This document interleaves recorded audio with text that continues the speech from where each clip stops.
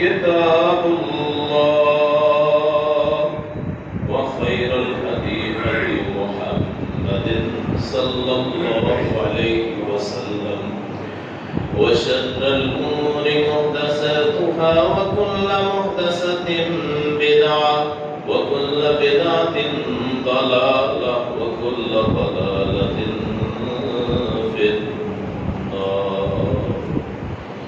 أعوذ بالله السميع العليم من الشيطان الرجيم. بسم الله الرحمن الرحيم. وذكر فإن الذكرى تنفع المؤمنين وما خلقت الجن والإنس إلا ليعبدون ما أريد منهم من رزق وما أريد أن يطعمون إن الله هو الرزاق ذو القوة المتين. صدق الله مولانا العظيم وصدق رسوله النبي الكريم ونحن على ذلك من الشاهدين والشاكرين والحمد لله رب العالمين. برادران اسلام، بزرگوں، دوستوں، بھائیوں، سننے والی معززات سامعات، ماؤں، بہنوں، اللہ کا لاکھ لاکھ کروڑ شکر ہے کہ جس نے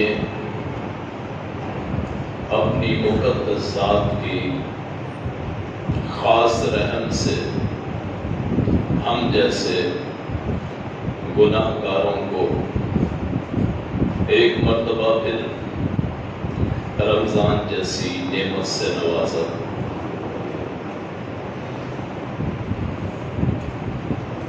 میں ذاتی طور پہ یہ سمجھتا ہوں کہ ہم اتنے گناہ گار ہیں، اتنے سیاہ کار اور خطا کار ہیں کہ اللہ پاک کتنی کریم ذات ہے، لا زوال اور لا فانی ہے کہ ہم جیسے گناہ گاروں کو اپنا یہ خاص مہمان اس نے میسر فرمایا ہے. اللہ کریم سے دعا ہے کہ اے مولا کریم ہم میں سے ہر ایک بندے کو رمضان کی نعمتیں سمیٹنے کی توفیق عطا فرمائے اور ہر بندہ رمضان جب ہم سے جدا ہو تو وہ اللہ کے حضور اس کی بخشش لکھ دی جائے اور ہمارے لیے راہ نجات ثابت ہو.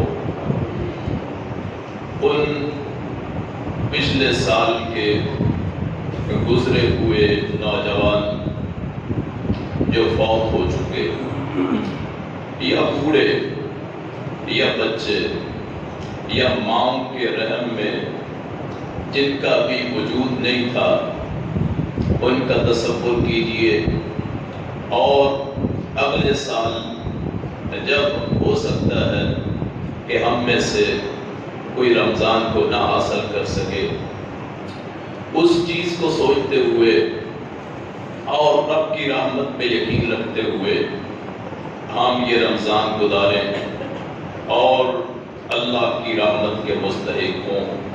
اللہ پاک جتنے فوج شدگان ہیں تمام پہ اپنی رحمتیں برسائے. آج کے اس جمعۃ المبارک کا موضوع ہے اعمال کی قبولیت کی شرائط. رمضان کا پہلا جمعہ ہے.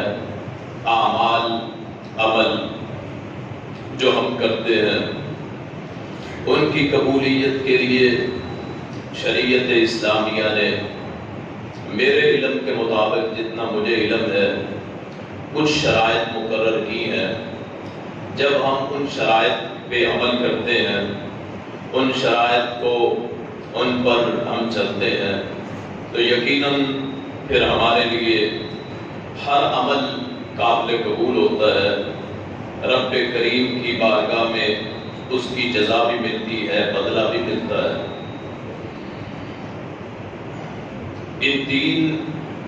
اس مہینے میں اعمال کی شرائط بیان کرنے کا فائدہ یہ ہے کہ آج سے پہلے ہو سکتا ہے کہ ہمیں ایسا موقع میسر نہ آیا ہو.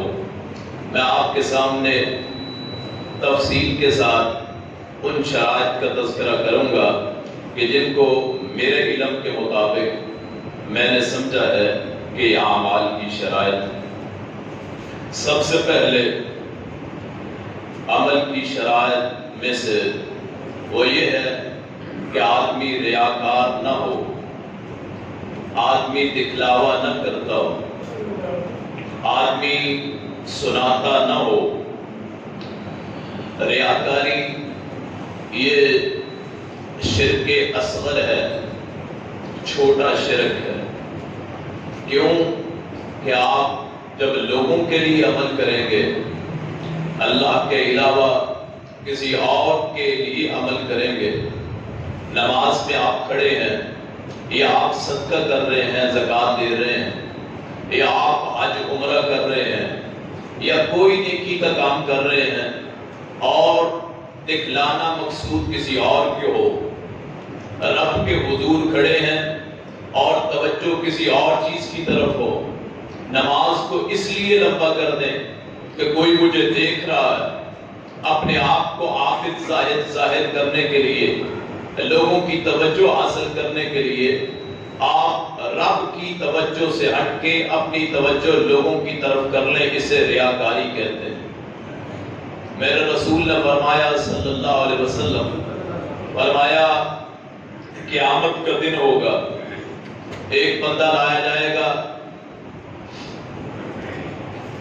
3 بندے لائے جائیں گے، 3 جن سے دوزخ کی آگ کو بھڑکایا جائے گا، اور یہ 3 بندے کافر نہیں ہوں گے، مسلمان ہوں گے، کلمہ گو ہوں گے، جن سے دوزخ کی آگ کو سب سے پہلے بھڑکایا جائے گا، جلایا جائے گا. صحابہ پوچھتے یا رسول اللہ وہ کون سے بندے ہیں؟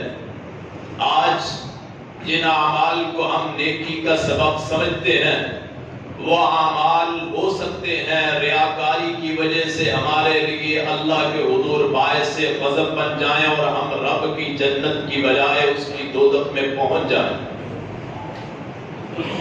سب سے پہلے اللہ کے حضور اس قاری کو، عالم کو، دین کے مبلغ کو، واعظ کو، خطیب کو، جو لوگوں کی اصلاح کرتا ہے، اس کو لایا جائے گا.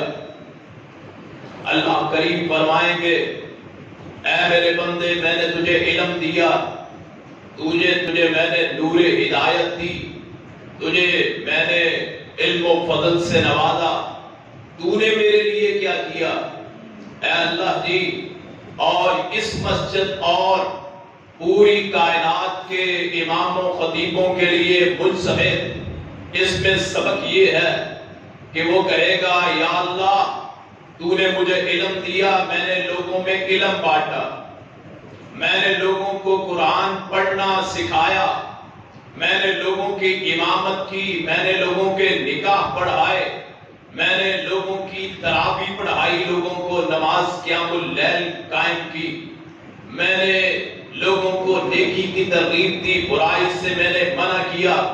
اللہ کریم فرمائیں گے کذبتا، تو نے جھوٹ بولا، تو نے اس لیے تبلیغ کی، تو نے اس لیے قرآن پڑھا، تو نے اس لیے علم پھیلایا، تو نے اس لیے امر بالمعروف کیا، تو نے اس لیے نہی عن المنکر کیا، تو نے نیکی کا اس لیے حکم دیا، تو نے برائی سے اس لیے منع کیا، تو نے اس لیے وعظ اور خطبے کیے کہ لوگ تجھے عالم کہیں، لوگ تجھے قاری کہیں، لوگ تجھے خطیب کہیں، لوگ تجھے باعث کہیں، لوگ تجھے علم والا کہیں، لوگ تیری عزت کریں، لوگ تجھے رتبہ دیں، لوگ تجھے شان اور مقام دیں۔ اس لیے لوگوں نے تجھے قاری صاحب بھی کہہ دیا، مولوی صاحب بھی کہہ دیا، عالم بھی کہہ دیا، شیخ الحدیث بھی کہہ دیا، مفکر بھی کہہ دیا، مدرس بھی کہہ دیا، خطیب بھی مان لیا، واعظ بھی کہہ دیا۔ تو نے سارے کام شہرت کے لیے کیے، ریاکاری کے لیے کیے، میری رضا اس میں شامل نہ تھی، لوگوں نے تجھے بدلہ دے دیا۔ آج میرے ہاں تیرے لیے سوائے آگ کے اور کچھ نہیں۔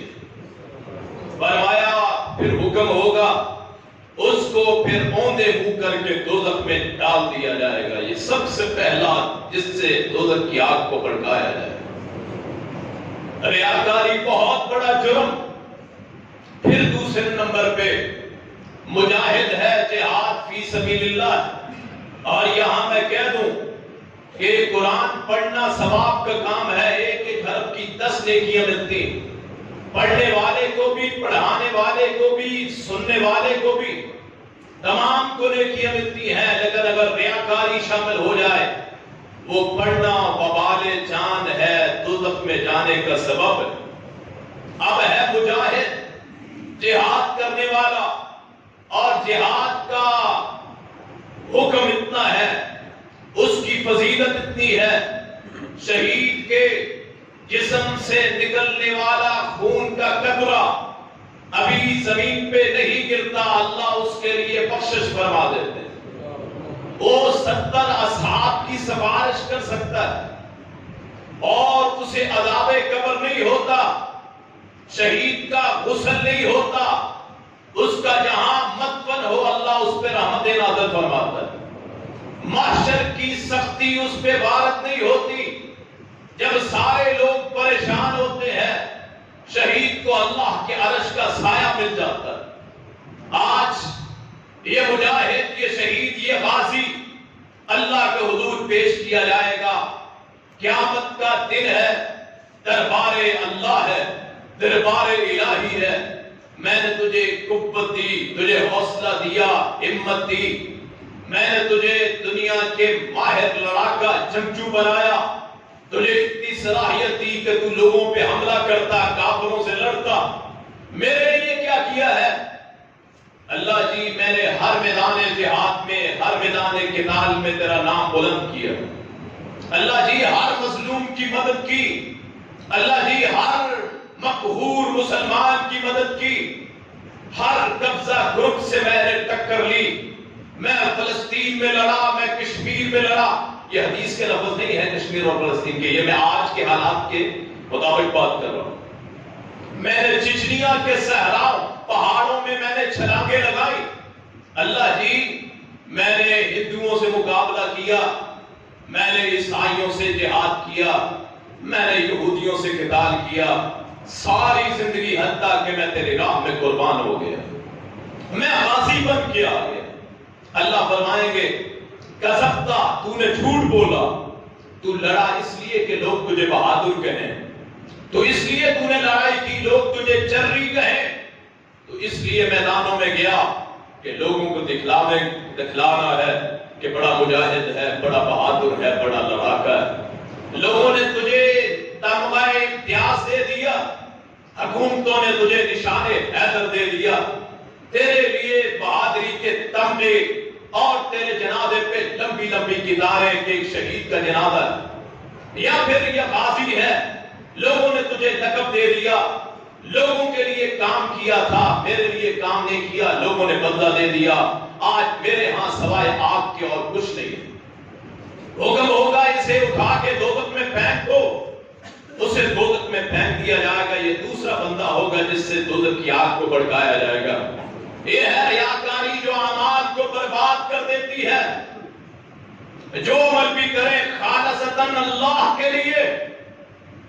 بعض لوگ دیکھنے میں تہجد گزار ہیں، لیکن مقصد کیا ہوتا ہے کہ لوگ مجھے نیک سمجھیں، لوگ مجھے سمجھیں کہ یہ پکا نمازی، جو عمل بھی کرنا ہے اللہ کے لیے کرنا، جو عمل بھی کرنا ہے مولا کے لیے کرنا، جو عمل بھی کرنا ہے مالک کے لیے کرنا۔ لوگوں کو کیا دکھانا ہے؟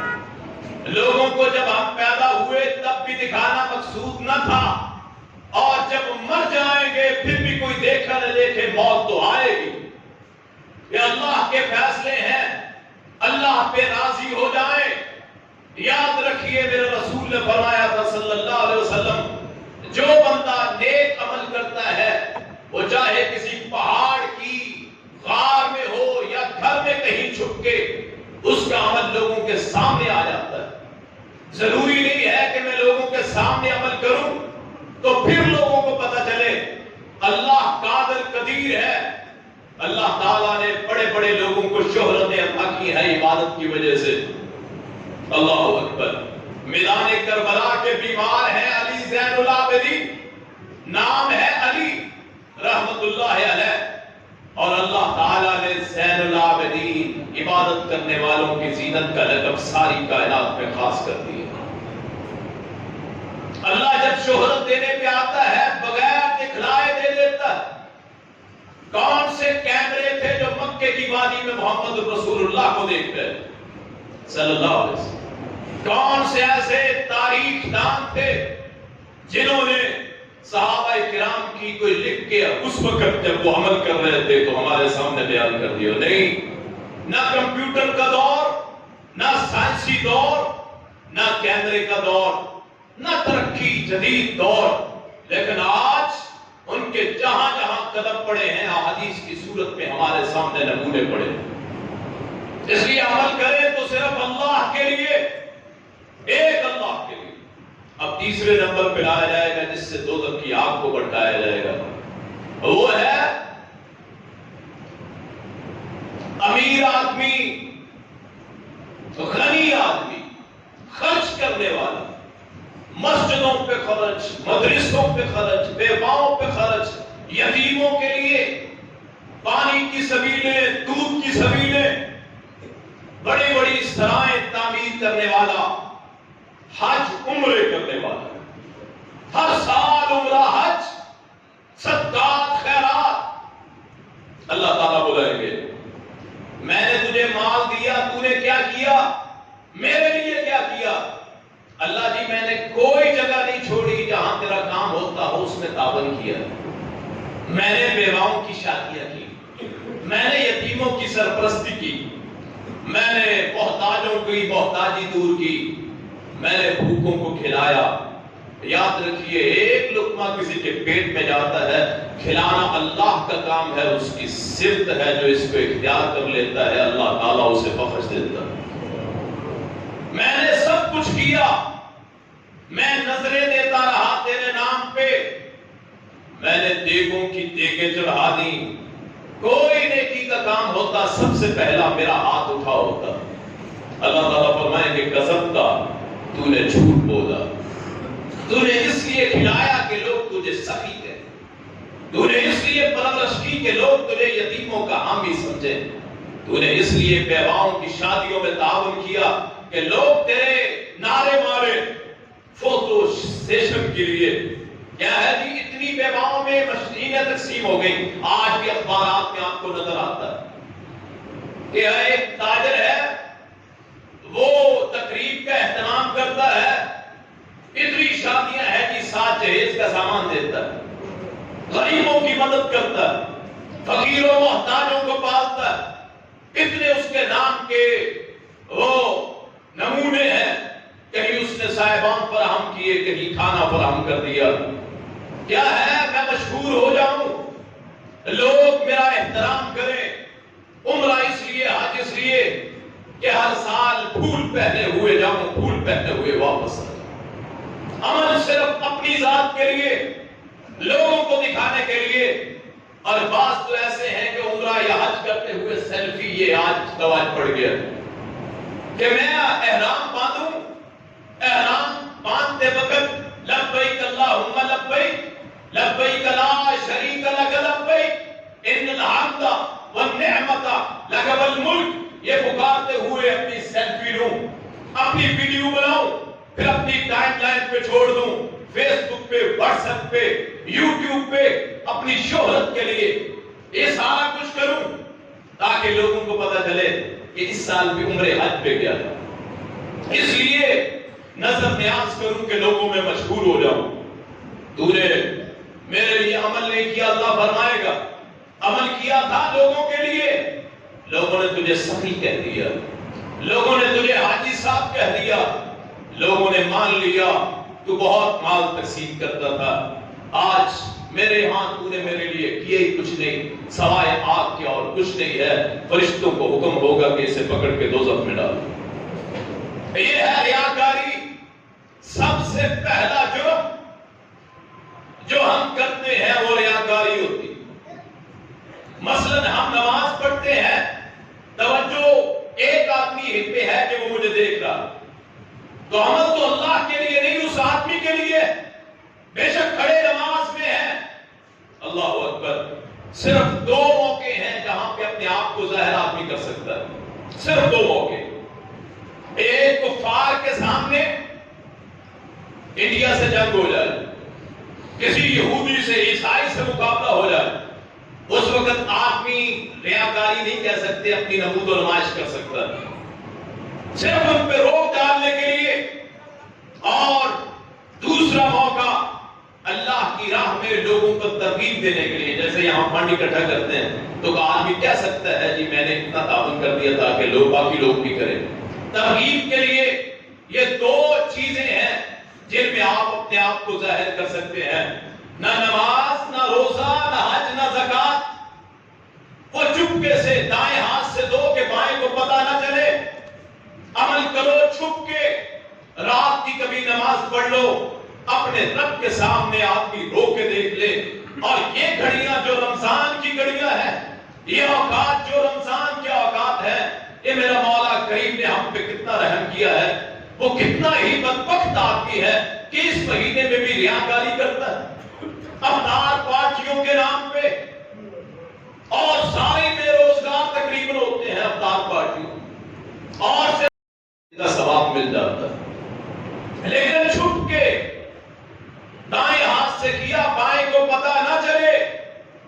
اور پھر کل قیامت کا دن ہوگا، اللہ کی رحمت کا سایہ مل جائے گا کہ اس کی وجہ سے کسی کا پیٹ بھرا تھا، اس نے سحری کھلائی تھی، اس نے افطاری کروائی. اگر شہرت کے لیے ہے، دنیا میں شہرت مل جاتی ہے. بل گیٹس دنیا کا سب سے بڑا بزنس مین، وہ شوگر کی دوائی جو ہے وہ فری تقسیم کرتا ہے. دنیا میں شہرت مل گئی، لیکن آخرت کا کیا ہے؟ وہ آگ کا گڑھا، وہ جسے ہم قبر کہتے ہیں. ہو سکتا ہے میں ریاکار، میں مولوی اس ممبر پہ کھڑے ہو کے ریاکاری کروں کہ لوگ کہیں کیا خطابت ہے، لوگ کہیں کیا آواز. اور کل جب میں مروں تو میری قبر میرے لیے دوزخ کا گڑھا بن جائے. فرشتے مجھ پہ لعنت کریں، میرے چلتے، میرے بیٹھتے، میرے اٹھتے کہ یہ ریاکار آدمی ہے. میں خرچ کروں دکھاوے کے لیے، میں عبادت کروں دکھاوے کے لیے، تو اللہ کا غضب مجھ پہ برسے.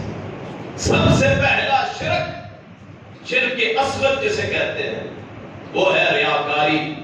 تو عمل کی سب سے پہلی شرط یہ ہے کہ عمل میں ریاکاری شامل نہ ہو، پھر عمل قبول ہو جاتا ہے. دوسرا عقائد، عقیدہ. عقائد میں بہت سی باتیں ہیں.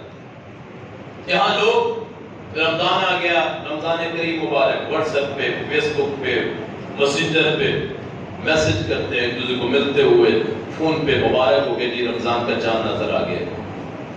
احوال کوئی ہے، مالک کی پہچان نہیں ہے. پتھروں کو پوجنا، قبروں پہ ماتھوں کو ٹیکنا، غیر اللہ کی نظر نیاز دینا بڑا مشکل ہوتا ہے. آدمی نماز بھی پڑھ لیتا، ساری زندگی ماتھے پہ محراب پڑا ہوتا ہے، نشان پڑا ہوتا ہے، لیکن مولا کی پہچان نہیں. توحید سنتے ہوئے ماتھے پہ تیوڑیاں، ایک اللہ کی بات سنتے ہوئے دل میں غم، اللہ اکبر. اور جب غیروں کی بات ہو تو دل خوش ہو جائے. یاد رکھیے، جسے مولا کی پہچان نہیں ہے، اللہ کا ذکر نہیں ہے اس کے دل میں، ایک اللہ کا قائل نہیں ہے ہر لحاظ سے، صفات میں، ذات میں، اسماء میں، الوہیت میں، ربوبیت میں جسے اللہ کا علم نہ ہو، جو اللہ کے بندوں کو اس کے ساتھ شریک کر دے، اللہ کی مخلوق کو وہ نبی ہو، اولیاء ہو، وہ صفحاء ہو، اتقیاء ہو، ازکیاء ہو، نیک لوگ ہوں، وہ اس کی مخلوق کو خالق کے سامنے کھڑا کر دے، اسے ساری زندگی پتہ نہ چلے، اس کے لیے نہ رمضان کی کوئی حیثیت ہے، نہ اس کے روزوں کا کوئی اعتبار۔ عقیدہ ہی خراب ہو گیا۔ یاد رکھیے، ریاکاری پہلا نمبر، اور نمبر 2 عقیدہ، ایک اللہ کی پہچان کہ میرا مالک سب کچھ کر سکتا ہے، میرا اللہ پہ اتنا یقین ہے، ان اللہ علی کل شیء قدیر، اللہ ہر چیز پہ قادر ہے، اسے کسی واسطے کی ضرورت ہے، اسے کسی ہمسائیگی کی ضرورت نہیں، اسے لم یکن لہ ولی من الذل، اس کا کوئی دوست بھی نہیں ہے کہ وہ عاجز، اللہ کے ولی ہیں، اللہ کے دوست ہیں ہر مومن، واللہ ولی کل مومن، اللہ ہر مومن کا ولی ہے، ہر مومن کا ساتھی، ہر مومن کا دوست، لیکن اللہ عاجز نہیں ہے کہ ہم اس کے اولیاء نہ بنے تو اللہ کی قدرت میں کمی آ جائے گی، نہیں، اللہ کو میری عبادت کی ضرورت ہے، میری مدد کی ضرورت ہے، اللہ یکتا ہے، اکیلا ہے، احد ہے، صمد ہے، لم یکن لہ کفوا احد ہے، جو بندہ اللہ احد، اللہ الصمد کا ورد کرتا ہے، اللہ اس کے دل کو کائنات سے بے نیاز کر دیتا ہے۔ اپنی زندگی میں ایک وظیفہ لازمی رکھیے، سورہ اخلاص، سورہ اخلاص کا ترجمہ بھی پڑھیے اور اس کا ورد بھی رکھیے۔ یہاں کیا ہے، ایک کو سلام، دوسرے کو سلام، تیسرے کو سلام، وہ بڑا سب بڑے۔ جب بندہ سورہ اخلاص پڑھ لیتا ہے، ترجمہ پڑھ لیتا ہے، وہ کہتا ہے اللہ اکبر، صرف اللہ پڑھا۔ ہم تو مخلوق ہیں، جتنی مرضی بڑی ہو جائے، آخر مٹی میں جانا ہے، فانی ہے، کل من علیہا فان وَيَبْقَى وَجْهُ رَبِّكَ ذُو الْجَلَالِ وَالْإِكْرَامِ، صرف اللہ کی ذات باقی رہے گی۔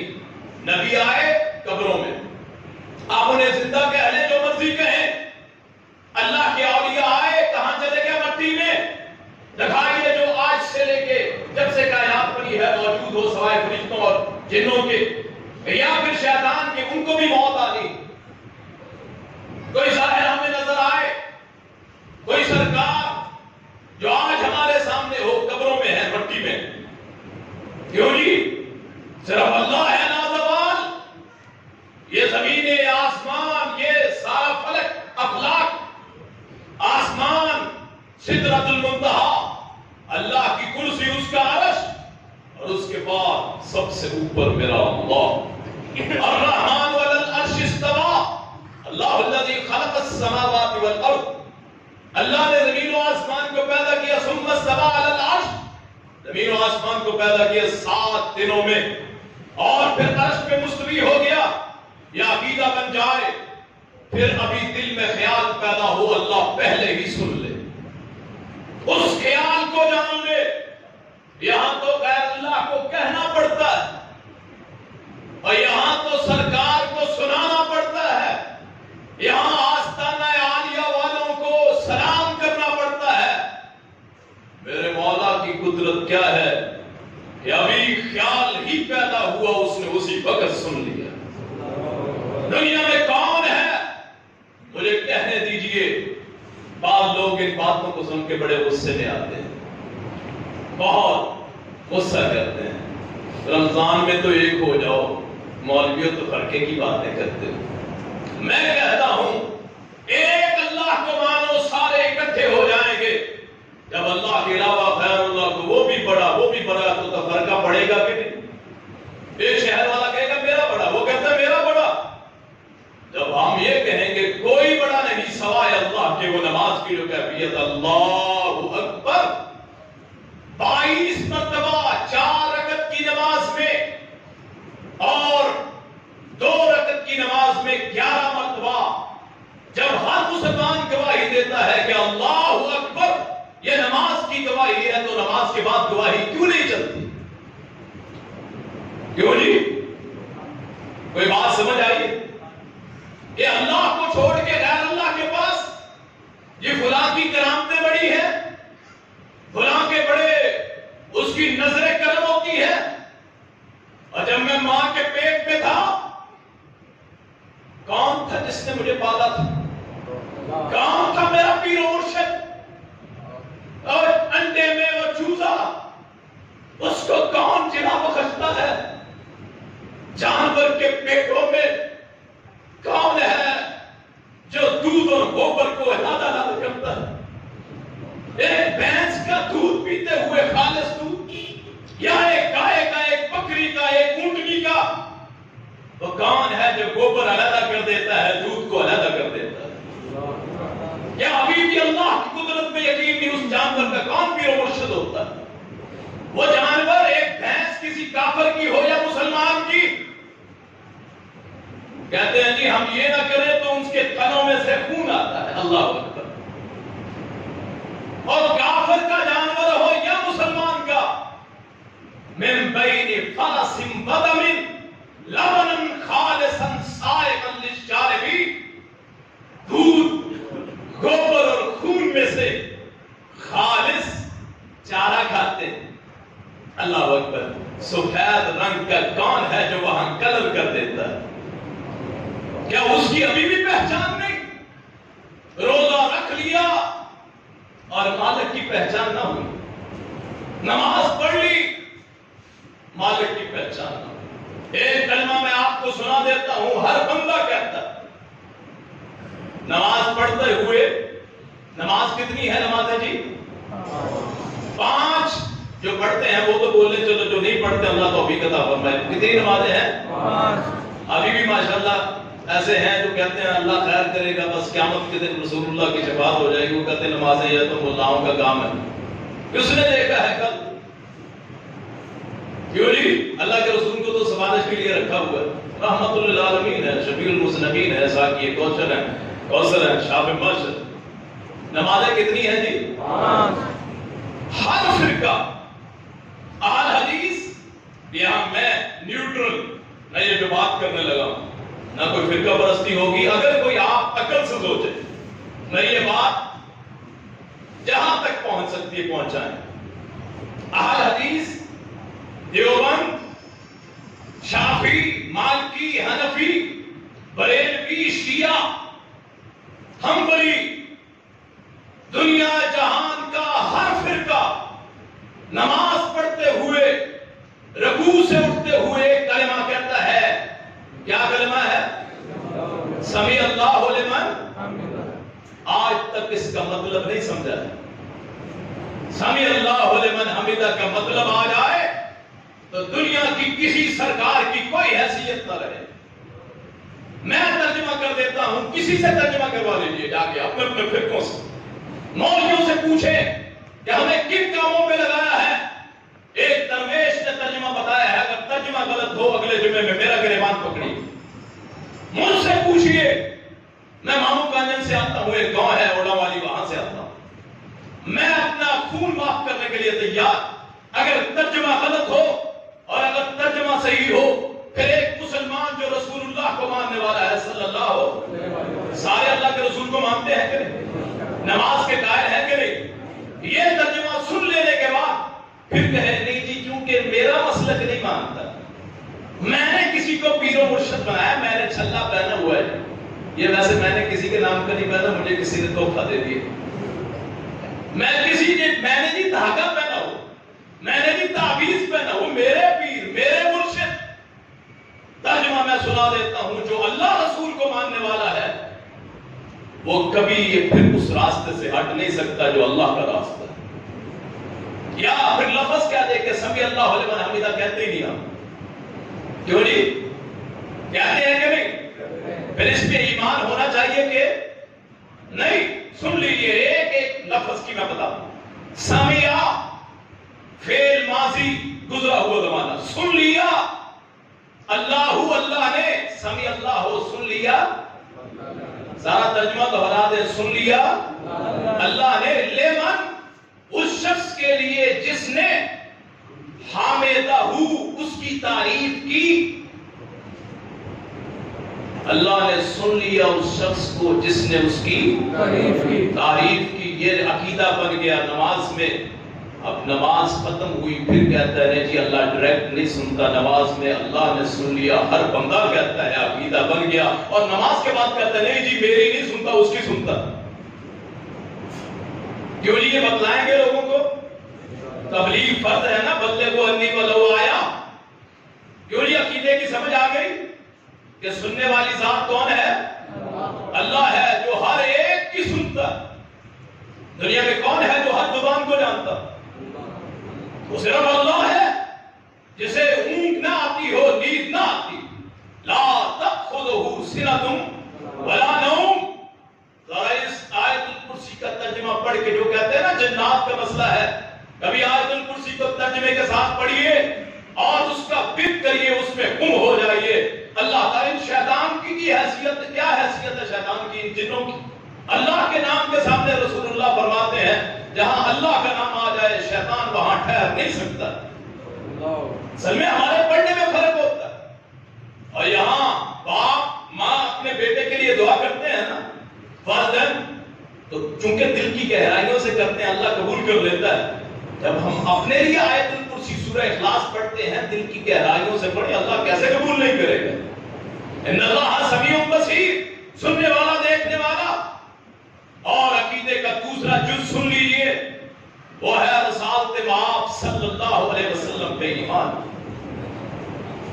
اللہ پہ ایمان، اس کے رسول پہ ایمان، اتنا پختہ ایمان کہ میرے رسول نے فرمایا لو کان موسیٰ حجا وادرک نبوتی لاتبعنی، اگر موسیٰ نبی آج آ جائیں تو ان کو بھی وہی ماننا پڑے گا جس پہ محمد الرسول اللہ نے جو کہا ہے صلی اللہ علیہ وسلم۔ رسول اللہ کی یہ قرآن ہے، قرآن کریم، یہ کس پہ اترا ہے؟ نزل علی محمد صلی اللہ علیہ وسلم۔ یہ قرآن کس پہ اترا ہے؟ محمد الرسول اللہ صلی اللہ علیہ وسلم۔ احادیث جو ہے جہاں آ جائے قال قال رسول اللہ صلی اللہ علیہ وسلم، اور میں خوش ہوتا ہوں، میں حدیث کا استاد مشکات شریف پڑھاتا ہوں۔ مشکات جامع کتاب ہے، بخاری، مسلم، ابو داؤد، ترمذی، نسائی، ساری کتابیں اس میں، اس کی احادیث۔ ایک حدیث کو پڑھتے ہوئے ہم کہتے ہیں درود کے منکر، درود کے منکر، اللہ اکبر۔ ایک عالم جب حدیث شروع کرتا ہے کہتا ہے قال قال رسول اللہ عن رسول اللہ، وہ ایک مرتبہ عربی میں پڑھتا ہے قال قال رسول اللہ، پھر کہتا ہے صلی اللہ علیہ وسلم، پھر ترجمہ کرتا ہے آپ صلی اللہ علیہ وسلم نے فرمایا، دو مرتبہ درود، پھر اس کے بعد تیسری مرتبہ جب کہتا ہے انما الاعمال بالنیات، حدیث آتی ہے تو عالم کہتا ہے، استاد کہتا ہے، مدرس کہتا ہے اللہ کے رسول صلی اللہ علیہ وسلم نے فرمایا کہ اعمال کا دار و مدار نیتوں پہ ہے، تو اس نے 3 مرتبہ کم از کم ہر حدیث میں ایک عالم، ایک مدرس، حدیث کا عالم، وہ 3 مرتبہ درود پڑھتا ہے۔ جو 1 مرتبہ درود پڑھے اللہ اس پہ 10 رحمتیں نازل کرے، 10 گناہ معاف کرے، 10 درجات بلند کرے، اس کا جنت میں رسول اللہ کی سفارش اس کی کرے قیامت کے دن۔ وہ 3 مرتبہ اللہ کے رسول کی سفارش کا مستحق ہوتا ہے۔ اللہ اکبر، اس رسول پہ ایمان لا کے جب آدمی عمل کرے گا تو اللہ کے ہاں قابل قبول ہو۔ اس قرآن کے مقابلے کی کوئی کتاب کیوں یہ رسول اللہ پہ نازل ہوئی صلی اللہ کی ذات کے بعد رسول اللہ جیسا کائنات میں، مخلوق میں، بشر میں، فرشتوں میں، ملائکہ میں، زمین میں، آسمان میں کوئی نہیں۔ وہ معراج کی رات رسول اکرم جب براق پہ سوار ہونے لگے، وہ اچھلنے لگ گئے، تو جبریل امین نے کہا اس کو یا براق چپ ہو جا، آج سے پہلے اور نہ آج کے بعد محمد کریم جتنا اللہ کے نزدیک مکرم عزت والا تجھ پہ سوار نہ ہو۔ پہلوں میں، بعد والوں میں، موجودہ میں اور قیامت کے دن بھی مقام محمود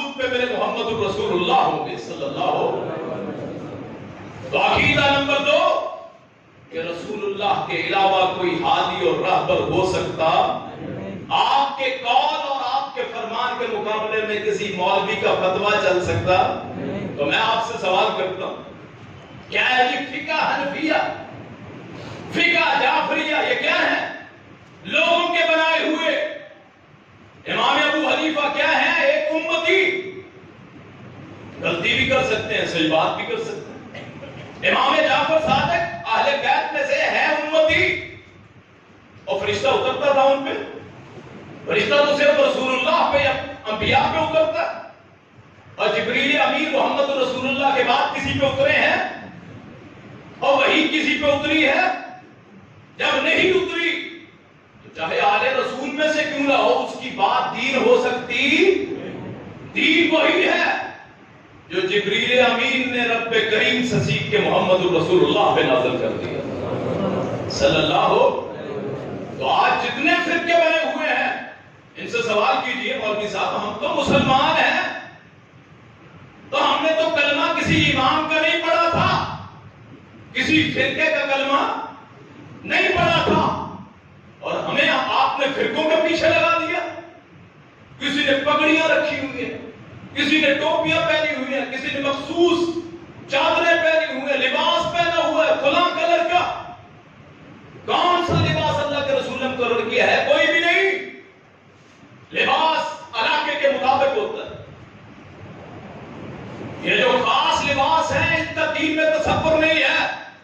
چیلنج ہے میرا پوری کائنات کو، جتنے لوگ ملا اور فقیہ ہیں ان سے کہو ایک قرآن کی آیت یا حدیث میں کہیں لکھا ہو کہ جو لباس ہم پہنتے ہیں فلاں فرقے کے ہیں، ان کا اللہ کے رسول سے کہیں ثبوت ہو؟ شریعت میں کوئی وجود نہیں ہے، نہ کسی شریعت کا نہ کسی فقہ کا۔ یہ روزہ کیا ہے جی؟ مثلا 4:15 پہ یہ جی احناف کے نزدیک فقہ حنفیہ، آپ ٹی وی پہ دیکھیں گے لکھا ہوا اخباروں میں 3:15 پہ، اور اس سے 10 منٹ پہلے آنے تشیع کے نزدیک کیوں نہیں ہوتا ہے کیسے؟ کون سی قرآن حدیث میں یہ فقہ ہیں؟ اور یہ دین ہے کیا؟ اور ایک عالمگیر رحمت اللہ علیہ مغلیہ بادشاہ، ان کے دور میں 500 مولوی انہوں نے مل کے فتویٰ دے دیا اور اسے ہم نے دین مان لیا۔ یہ فتاوی عالمگیری میں لکھا ہے۔ وہ جو 500 مولوی تھے ان پہ اللہ کا فرشتہ جبریل اترتا تھا، اور یہ جو امام ہے یہ اللہ کے نیک بندے، لیکن ان کی بات غلط بھی ہو سکتی ہے، صحیح بھی ہو سکتی ہے۔ جو قرآن کے مطابق ہو امام کی بات کو مان لو، جو نہ مطابق ہو اس کو چھوڑ دو، یہی تو ایمان ہے۔ تو سب سے پہلا ریاکاری نہ ہو، پھر اللہ کی توحید کا پتہ ہو، اور نمبر 3 محمد الرسول اللہ کی رسالت پہ یقین۔ آپ خاتم النبیین ہیں لیکن ہم آپ کو خاتم المرسلین نہیں مانتے۔ اور رسول کا مطلب کیا ہوتا ہے کہ اس کا ہر علم ہمارے لیے قابل حجت ہے۔ رسول اللہ کی حدیث ہمارے لیے قابل حجت ہے۔ اس کے مقابلے میں ابو حنیفہ رحمت اللہ علیہ کا قول، امام شافعی رحمت اللہ علیہ کا قول یا کسی اور امام کے قول کی کوئی حیثیت ہم نے تو خود نبی بنا رکھے ہیں، صرف ان کو نبی کہتے نہیں ہیں، مانتے ضرور ہیں کہ یہ جی میرا پیر و مرشد ہے جو کہہ دیا بس اس کو سلام ہے۔ نہیں، سلام ہے محمد الرسول اللہ پہ صلی اللہ علیہ وسلم۔ سلام علی المرسلین، سلام قولا من رب رحیم، سلام علی نوح فی العالمین، سلام علی ابراہیم، سلام علی موسیٰ و ہارون، سلام علی الیاسین، سلام علیکم طبتم فادخلوها خالدین، سلام ہی حتی مطلع الفجر۔ اللہ نے جہاں بھی سلام کا لفظ بولا ہے انبیاء کے لیے بولا ہے، جنت کے لیے بولا ہے، یا پھر رمضان کے لیے لیلۃ القدر کے لیے بولا ہے۔ تو فرقہ پرستی کی کوئی حیثیت اللہ اور رسول۔ اور تیسری بات جو آخری بات ہے، بیٹھ جائیں، آخری بات وہ ہے ظلم۔ ظالم آدمی کا کوئی روزہ نہیں ہے، یاد رکھیے۔ قبضہ گروپ، گنڈا ٹیکس، بدماش، لوگوں کی بہنوں ماؤں پہ نظر ڈالنے والا، لوگوں کی عزتوں کو ہتھیانے والا، اس کی عبادت کی اللہ کو کوئی پرواہ نہیں. وہ روزہ ہو، نماز ہو، حج ہو، زکات، وہ ڈاکٹر کی صورت میں بیٹھا ہو جو اتنی فیس لے کہ غریب آدمی علاج نہ کروا سکے، وہ تاجر کی صورت میں ہو کہ سٹاکیا ہے اور رمضان آتے ہی قیمتوں میں اتنا اضافہ کر دیتا ہے، انسانیت کی پرواہ نہیں. یا پھر وہ ڈاکو ہو جو لوگوں کے مال چھینتا ہے، عزتیں چھینتا ہے. یا وہ پھر وہ جو اپنے یتیم کی زمین پہ قبضہ کر کے بیٹھ جائے. وہ ظالم آدمی جو راستے میں آتے ہوئے مسافروں پہ آوازیں کسے، جو کسی چھوٹے پہ ظلم کرے، کسی کو تھپڑ دے مارے، کسی کو نفرت سے دیکھے. یہاں میں 5 منٹ آپ کے ساتھ لوں گا. میرا رسول نے فرمایا اپنے صحابہ میں بیٹھے ہوئے صلی اللہ علیہ وسلم، جس کو رسول اللہ سے پیار ہے وہ کہے صلی اللہ علیہ وسلم. فرمایا اے مل مفلس، صحابہ مفلس کون ہے؟ مسکین آدمی کون ہے؟ غریب آدمی کون ہے مفلس؟ انہوں نے کہا لا درہم لہ ولا مال ولا مسکن، نہ جس کے پاس مال ہو، مسکین آدمی، نہ سامان ہے، نہ رہائش ہے، نہ گھر ہے. ہم اس کو سمجھتے ہیں کہ وہ مسکین ہے، مفلس.